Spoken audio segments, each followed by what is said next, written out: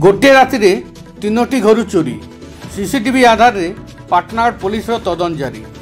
बलांगीर जिला पाटनागढ़ सहर मेहरपड़ारू गतकाली विलंबित राति तीनोटी घर चोरी होता पाटनागढ़ थाना अभियोग होती। गोटे घर चोरीर वीडियो सीसीटीवी कैद होता बेले चोर को धरवाई पाटनागढ़ पुलिस तनाघना जारी रही सूचना मिली। सूचना मुताबक गतकाली विलंबित राति पाटनागढ़ थाना मेहरपड़ार सुशांत मेहर दुईटी मोबाइल और अर्जुन मेहर घर दुईटी बाइक सह अन्य जन घर किसी कंसाबसान सामान चोरी होता जमापड़ी। पाटनागढ़ मिर्चा न्यूज टीम ब्यूरो। सुशांत मेहर पाटनागढ़ मेहरपड़ा।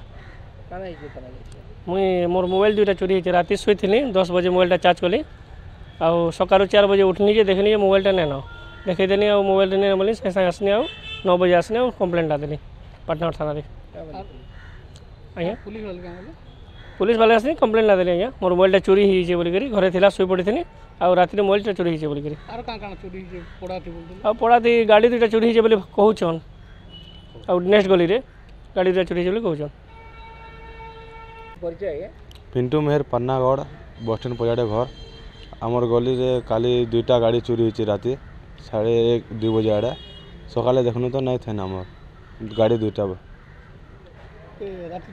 हाँ राति चोरी होती आम राति 3-4 जानलु आम गाड़ी देखनु नहीं न सकाले आसनु आर कहनु थाना हाँ कहनु जे हाँ बोले कहनु।